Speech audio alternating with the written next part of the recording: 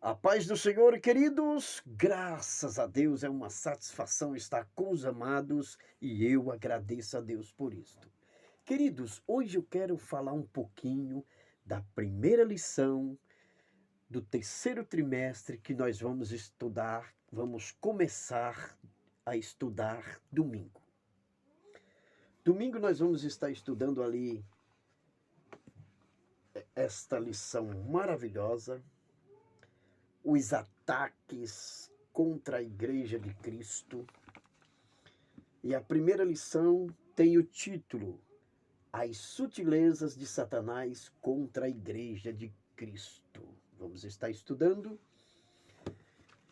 domingo. Antes de entrar no assunto, eu quero primeiramente agradecer a você por estar neste canal maravilhoso. É um canal feito com todo carinho. Quero também pedir a você que ainda não é inscrito, se inscreve, manda seus comentários, divulga. Não esquece de ativar o sininho para ser notificado de novos vídeos e dar aquele like abençoado. Fazendo assim, você vai estar ajudando o canal e também divulgando mais ainda a Escola Bíblica Dominical. Ok? Queridos, as sutilezas de Satanás contra a Igreja de Cristo. Este é o título da nossa lição. Sutileza. O que é sutileza? Sutileza é um adjetivo que qualifica uma pessoa ou algo de delicado, meigo, suave. É um comportamento, ou seja, trata-se de um comportamento hábil, um comportamento inteligente, de inteligência espiritual. E esse comportamento ele pode ser usado para o bem ou para o mal. Sutileza é a qualidade de quem é sutil. E sutil significa quase imperceptível. Este é o significado de sutileza. Falando de sutileza, quando você lê o capítulo 3, versículo 1 de Gênesis, você observa ali a forma sutil como o inimigo de nossas almas se aproxima de Eva. O texto já diz: ora, a serpente era a mais astuta. E no contexto, nós vemos que ela chega de uma forma que não levanta suspeita. E ainda diz que Deus não está falando verdade. Convence a Eva. Usou a sua astúcia para convencer. Ela se apresentou, ou melhor, ele se apresentou a Eva disfarçado de serpente. A Revista e Corrigida chama de astuta. A Revista e Corrigida atualizada, a Revista Atualizada chama de sagaz. A Nova Tradução na linguagem de hoje chama de esperto. E a Bíblia Mensagem chama de inteligência. É esta qualidade, a forma como ele ataca a Igreja de Cristo.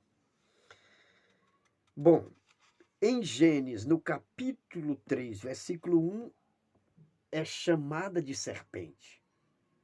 Em Apocalipse 12, 9 diz: Satanás, a antiga serpente. Temos mais um exemplo. O jeito que ele usa, a forma que ele usa para que ninguém perceba, ele se aproxima e tenta fazer com que Jesus Cristo desista de morrer pelos pecados da humanidade. No capítulo 16, versículo 22, depois que Pedro confessa que Jesus é o Cristo, Filho de Deus, e mais na frente, depois que Jesus expõe que veio para morrer pela humanidade, Pedro diz no versículo 22, Senhor, tem compaixão de ti mesmo.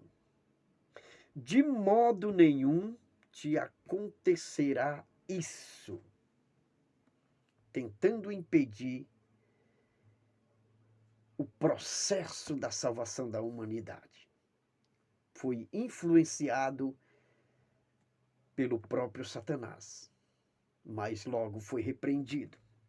Versículo 23, Jesus fala para Pedro, para trás de mim, Satanás. Lá em Atos 16 e 17, ele também é muito cauteloso para não levantar suspeita. Paulo estava pregando, Paulo e Silas pregando, e de repente uma jovem começa a falar por várias vezes. Alguns dias já estava falando as seguintes palavras. Estes homens que anunciam o caminho da salvação são servo do Deus Altíssimo. O que tem de errado nisso? É até bonito ser chamado de servo de Deus Altíssimo. Mas era algo que tinha por trás as astúcias de Satanás. E foi também repreendida.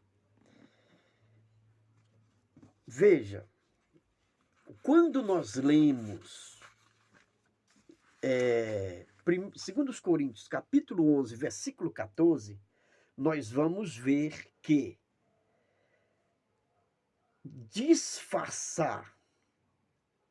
disfarce é o trabalho dele. Ele é mestre em se disfarçar. Olha o que diz. E não é de admirar, porquanto o próprio Satanás se disfarça em anjo de luz. Então, isso é trabalho dele, se disfarçar. E ele usa estas artimanhas para atacar a igreja. E este ataque não é agora, não começou agora, isso desde quando existe igreja. Veja, lá no primeiro século, eles já enfrentavam ali os ataques judaicos.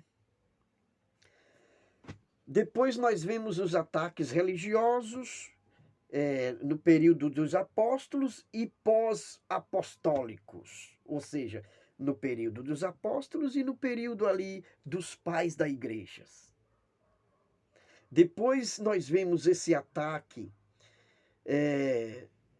religiosos nos últimos séculos. Temos também ataques teológicos. Quantos teólogos liberais já se levantaram para destruir a mensagem do Evangelho? Temos também ataques legais que acontecem em países comunistas, onde eles criam leis para destruir o Evangelho. São ataques legais. Temos também ataques políticos, ideológicos e ataque cultural. Todos esses ataques são para o período da igreja. Por quê? Quando nós lemos as expressões últimos dias, como está em Atos 2:17, que diz: há de ser que nos últimos dias derramarei do meu espírito sobre toda a carne.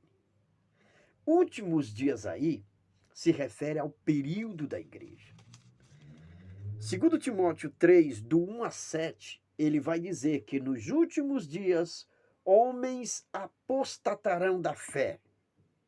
Últimos dias também se refere ao período da igreja.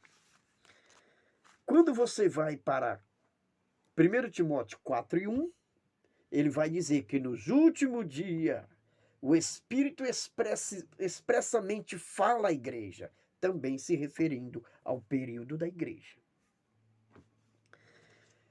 Quando nós vamos, meus irmãos, para o primeiro ponto da nossa lição, nós vemos lá a igreja sob ataque. A igreja sob ataque. E todos esses ataques nós vemos aí, tá? Esses ataques, eles acontecem, como diz o segundo ponto, a natureza desses ataques. Eles são de natureza religiosa, ou melhor, espiritual. Quando diz em Efésios capítulo 6, versículo 12. Porque a nossa luta não é contra a carne e nem contra o sangue, mas contra as potestades. Então ele é de natureza espiritual e também de natureza moral. Quando nós lemos em 2 Timóteo capítulo 3, versículo 2 a 5, ele vai falar que nos últimos dias os homens vão apostatar da fé.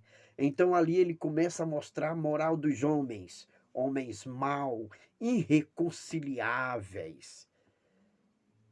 São as naturezas desse ataque. Ele é espiritual e moral. Quando nós vamos para o terceiro ponto, ele vai mostrar as esferas onde esses ataques acontecem. E uma das esferas é a esfera religiosa. E a outra esfera é a esfera social. Então, o ataque contra o cristianismo vem de dentro da igreja e de fora da igreja. Então é um fogo cruzado. Esta é de onde vem esses ataques. Ele vem do lado religioso e do lado social. Bom, você já sabe que a igreja está sob ataque. Já sabe a natureza dos ataques. Já conhece também de onde eles vêm. Com que arma nós vamos vencer? O terceiro, ou o quarto ponto, ele diz, a igreja protegida. Se ele fala igreja protegida, ela tem algo para se proteger. Ela tem algo para avançar enquanto esses ataques estão aí contra a igreja. E é apresentada aqui apenas duas armas para vencer os ataques contra a igreja de Cristo. Primeiro é a exposição da palavra. Aqui nós não estamos falando no simples fato de se ter a palavra, a Bíblia ali. O simples fato de se carregar a Bíblia. Está falando em exposição, a forma como você ensina, a forma como você expõe a palavra. Porque veja, meus amados irmãos, a nossa relação com a palavra, ela tem que ser a mesma como a relação de um estudante e não como a de um simples leitor. Para se expor a palavra corretamente, antes tem que ter um apego profundo com a palavra. A sua relação com a palavra tem que ser de um estudante e não de um simples leitor. Por quê? Porque entre ler e estudar há uma enorme diferença. Entre ler e estudar há uma enorme diferença. Quando se ler descansadamente, de modo informal, ler por prazer, para o próprio entretenimento. Quando se estuda, ou seja, estudar, sugere espaço, sugere trabalho sério e diligente. É esta a diferença. E a Bíblia, a ideia bíblica, o que a Bíblia passa para nós, é que a minha relação, a sua relação com a palavra, seja estreita, profunda, que haja um apego pelo estudo da palavra.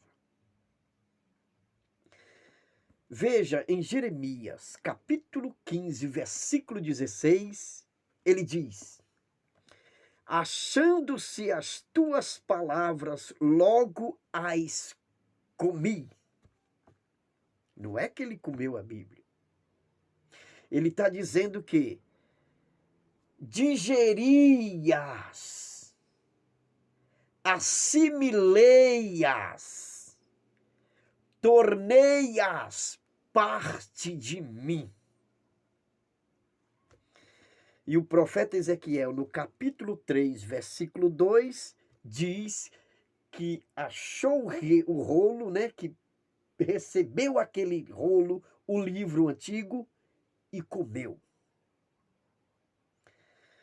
João, no capítulo 10, versículo 10 de Apocalipse, diz também que pegou o livro e comeu. Isso significando que ele assimilou, que ele digeriu e que ele tornou aquele livro parte dele. Isso é um apego profundo. É a nossa relação com a palavra. O apóstolo Paulo, quando ele escreve a Timóteo, capítulo 4, versículo 13, ele diz: persiste em ler. Persistir ali quer dizer teimar, aferrar-se, prosseguir, continuar, preservar, agarrar-se.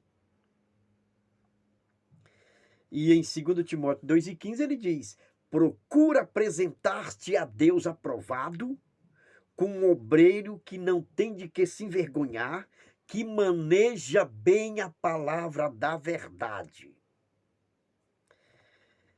Este mesmo verso, na nova tradução, na linguagem de hoje, fica assim: faça todo o possível para conseguir a completa aprovação de Deus, como um trabalhador que não se envergonha do seu trabalho, mas que ensina corretamente a verdade do Evangelho.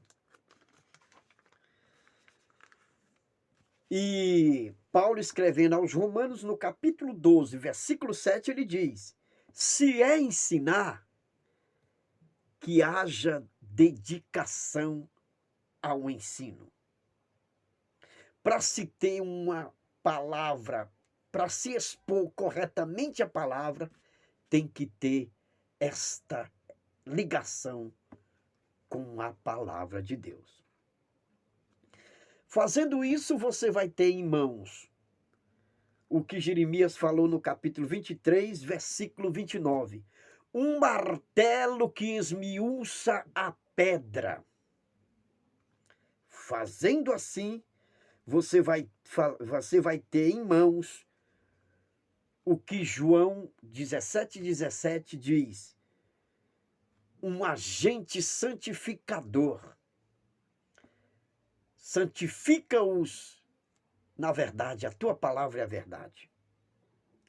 Quando se estuda, tem em mãos o que Romanos 1,16 diz, o poder de Deus. Quando se estuda, tem para si o que o Salmo 119, versículo 105 diz, lâmpada para o caminho. Quando se estuda, tem o que o Salmo 119, versículo 11 diz, proteção para não pecar. Escondi a tua palavra no meu coração para não pecar contra ti. Quando se estuda, tem o que o Salmo 119, versículo 9 diz, um agente purificador. Como purificará o mancebo o seu caminho?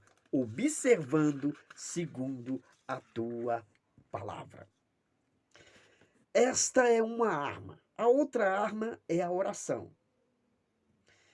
E a oração, meus amados irmãos,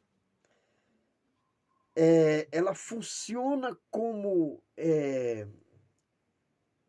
ela faz parte, junto com a palavra, de algo que nos leva a ter um relacionamento mais próximo com Deus.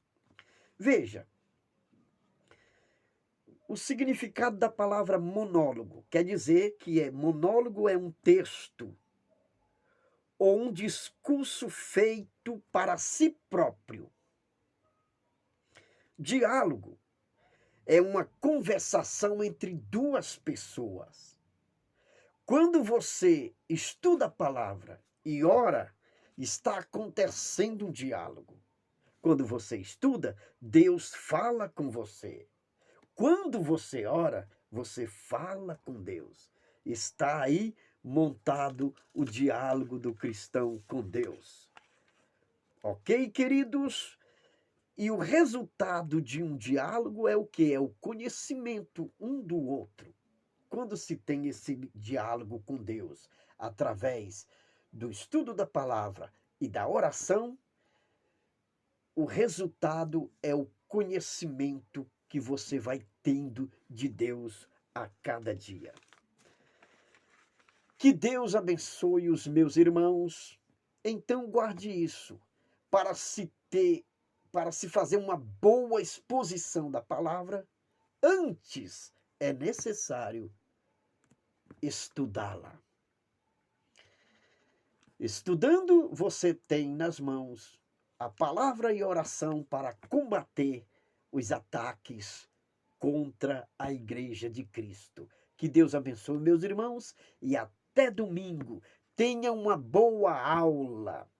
Se aí na sua igreja não tem escola dominical na parte da manhã, nós estamos aqui na rua Ilha da Vitória, número 80, na Assembleia de Deus, Bragantina, São Paulo, e será uma honra receber o amado. Venha estar conosco para nós estudar a palavra de Deus em nome de Jesus. Amém.